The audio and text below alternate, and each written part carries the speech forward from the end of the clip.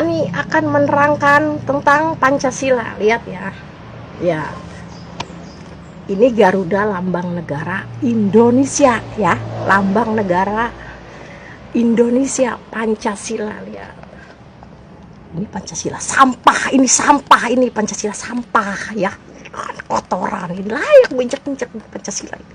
Ya, ini hanya Pancasila sampah. Tuh lihat ya.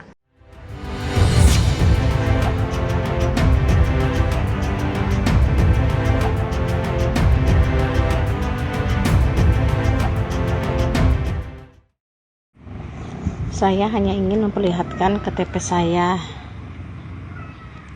Nah, ini KTP saya. Di sini saya tinggal di alamat ini.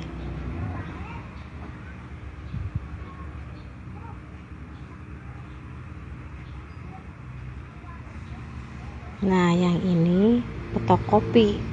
KTP saya tuh hilang, fotokopinya masih ada. Kalau yang ini yang baru.